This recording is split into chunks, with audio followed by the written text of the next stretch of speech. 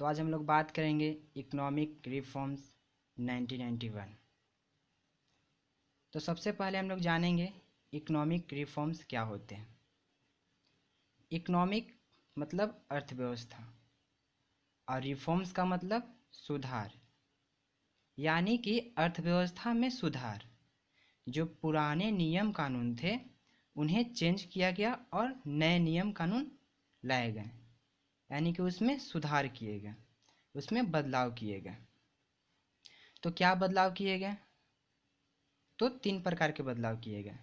पहला लिबरलाइजेशन किया गया, दूसरा प्राइवेटाइजेशन किया गया और तीसरा ग्लोबलाइजेशन किया गया, यानी कि उदारीकरण किया गया, निजीकरण किया गया और वैश्वीकरण किया गया। तो सबसे पहले हम लोग जानेंगे उदारीकरण क्या होता है, निजीकरण क्या होता है और वैश्वीकरण क्या होता है। तो उदारीकरण का मतलब जो कड़े नियम कानून थे उसमें छूट दिया गया। जो 1956 में जो कड़े नियम कानून बनाए गए थे उसमें छूट दिया गया, यानी उसको थोड़ा सरल बनाया गया। दूसरा निजीकरण। निजीकरण का मतलब होता है कि कंपनियों को निजीकरण कर दिया गया, यानी कि जो 1956 में जो 17 कंपनी ऐसे थे जो कि सिर्फ और सिर्फ पब्लिक सेक्टर ही उसे लगा सकती थी, यानी कि उसे सिर्फ गवर्नमेंट सरकार ही चला सकती थी, उसे निजी व्यक्ति उस उद्योग को नहीं लगा सकती थी। तो उसकी संख्या कम कर कर उसे निजीकरण कर दिया गया। और तीसरा वैश्वीकरण। तो वैश्वीकरण का मतलब होता है जो देश की जो अर्थव्यवस्था है उसे सभी देशों के लिए खोल दिया गया, यानी कि अब कोई भी देश हमारे देश में आकर व्यापार कर सकती थी। तो ये थे उदारीकरण, निजीकरण और वैश्वीकरण। तो इसे हम विस्तार से अगले वीडियो में जानेंगे। तो अब हम जानेंगे why need for new economic policy.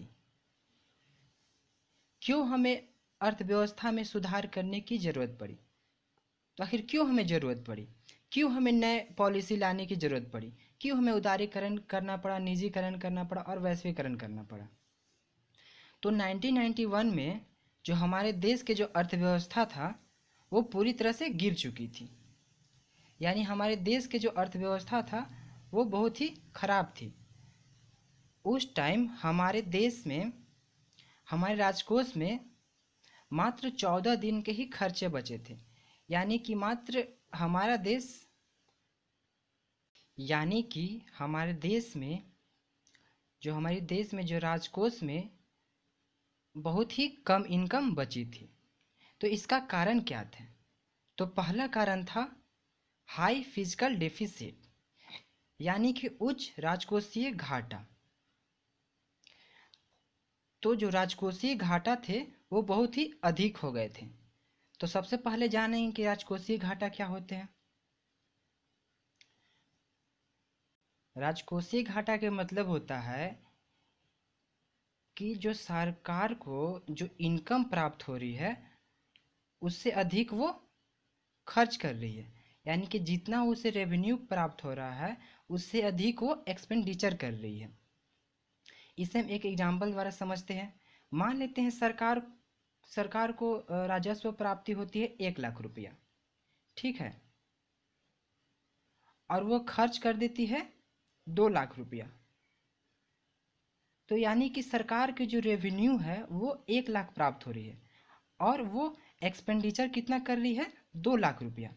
तो जो 1 लाख रुपया है वो क्या हो रहे हैं, घाटा हो रहे हैं, यानी कि जो 1 लाख रुपये घाटा हो रहे हैं इसे वो कहाँ से भरपाई करेगी, तो वो दूसरे कंट्री से या फिर IMF से या फिर वर्ल्ड बैंक से वो उधार लेगी, यानी वो ऋण लेगी।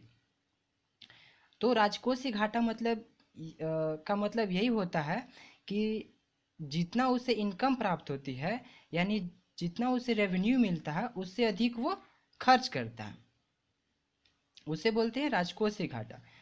तो ये 1991 में ये बहुत ही हाई हो चुका था। इसे हम एक डाटा द्वारा समझते हैं। 1981 से 1982 में ये 5.4% ऑफ जीडीपी था, यानी जीडीपी का 5.4% था। और 1990 से 1991 तक आते आते ये बढ़कर 8.4% हो गया जीडीपी का, यानी कि ये बहुत ही ज़्यादा बढ़ गया था। तो इसके भरपाई के लिए वो क्या करती है, दूसरे देशों से उधार लेती है। तो ये बहुत ही हाई हो गया था ये घाटा। तो जीडीपी का मतलब होता है ग्रॉस डोमेस्टिक प्रोडक्ट, जो मैंने फर्स्ट वीडियो में बात की है इसके बारे में।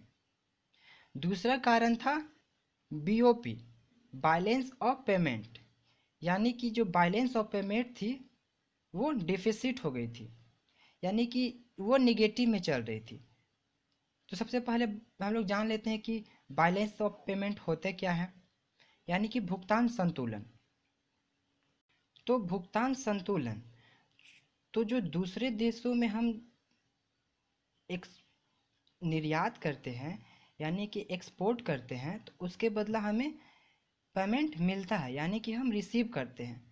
और जब हम दूसरे देशों से वस्तु का आयात करते हैं यानी कि इंपोर्ट करते हैं, तो उसके बदला हमें पेमेंट करना पड़ता है। तो जो हम पेमेंट करते हैं और जो हम रिसीव करते हैं, तो इनके बीच को डिफरेंस को हम बोलते हैं भुगतान संतुलन, यानी कि बैलेंस ऑफ पेमेंट। तो ये जो हम रिसीव करते हैं और पेमेंट करते हैं, ये ट्रांजैक्शन को लिखा जाता है, तो इसे इसे ही हम भुगतान संतुलन बोलते हैं। तो 1991 में बैलेंस ऑफ पेमेंट डेफिसिट था, यानी कि ये घाटे में चल रहा था। तो जो करेंट अकाउंट थे, तो 1980 से 1981 में ये 2214 करोड़ थे, जो कि 1990 से 1991 में बढ़कर 17,367 करोड़ हो गए, यानी कि ये जो घाटा है ये बहुत ही ज़्यादा हो गया था। तो इस घाटे को पूरा करने के लिए जो भारत सरकार है वो दूसरे देशों से या फिर आईएमएफ से या फिर वर्ल्ड बैंक से क्या करेगी, वो उधार लेगी, यानी कि ऋण लेगी। तो ये जो ऋण थे 1981 में जीडीपी का 12% था, जबकि ये बढ़कर 1990 से 1991 में 23% हो गया जीडीपी का। तो जब ऋण लेगी दूसरे देशों से, तो उसके बदला तो उसे ब्याज भी देना पड़ेगा। तो शुरू में ये ब्याज 15% देती थी, जबकि ये बढ़कर हो गई 30%, यानी कि जीडीपी का 30% भारत सरकार दूसरे देशों को ब्याज दे देती थी।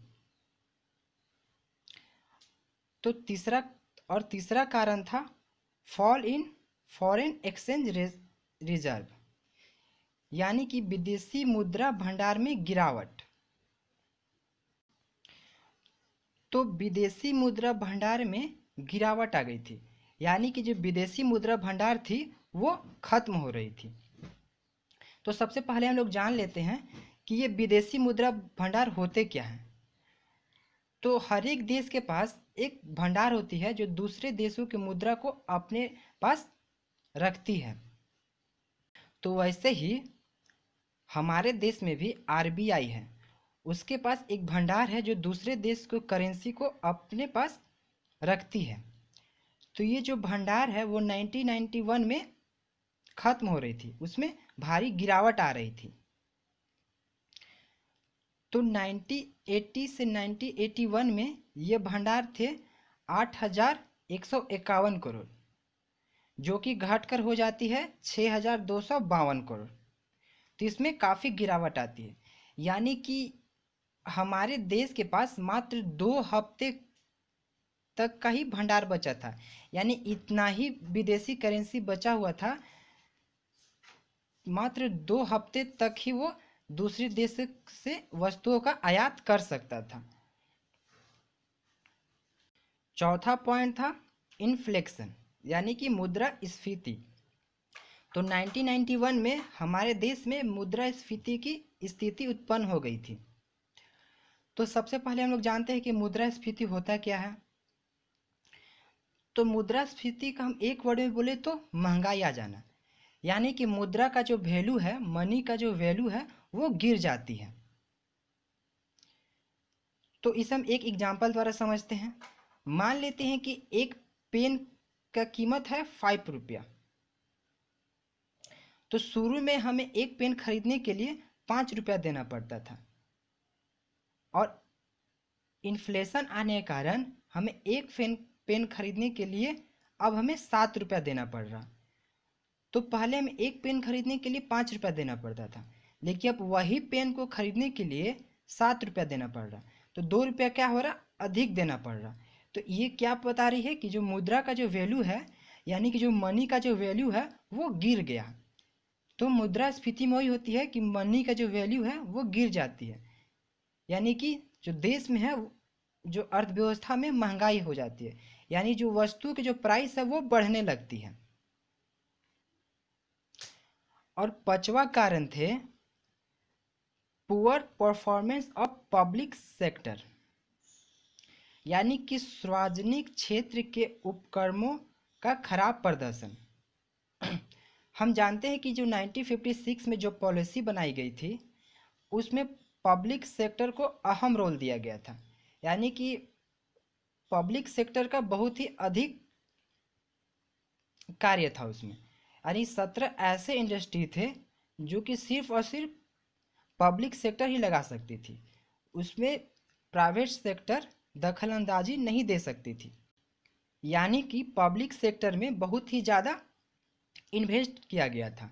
लेकिन 1990 तक आते आते इसका जो परफॉर्मेंस है वो बहुत ही ख़राब हो गया। यानी शुरू में तो वो प्रॉफिट दिखाई, लेकिन 1990 तक आते आते ये घाटा में चलने लगी, यानी कि ये हमेशा लॉस में चलती थी, जिसके कारण अर्थव्यवस्था थी वो पूरी तरह से गिर चुकी थी। तो ये सब कारण थे जिनके कारण हमारे अर्थव्यवस्था में रिफॉर्म करना पड़ा, यानी बदलाव करना पड़ा, यानी कि उदारीकरण करना पड़ा, निजीकरण करना पड़ा और वैश्वीकरण करना पड़ा।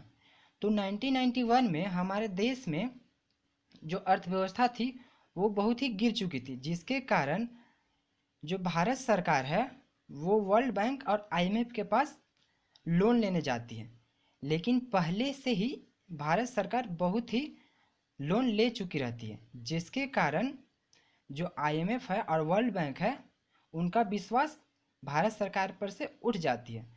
तो वो भारत सरकार के सामने शर्त रखते हैं, वो बोलते हैं कि मैं लोन दूंगा, लेकिन आपको अपने अर्थव्यवस्था में बदलाव करना पड़ेगा, आपको उदारीकरण करना पड़ेगा, निजीकरण करना पड़ेगा और वैश्वीकरण करना पड़ा। और भारत सरकार ये बात को मान जाती है और अपने अर्थव्यवस्था में बदलाव करती है। तो आज के लिए बस इतना ही। अब हम अगले वीडियो में जानेंगे कि उदारीकरण क्या है, निजीकरण क्या है और वैश्वीकरण क्या है। इनको हम विस्तार से अगले वीडियो में जानेंगे।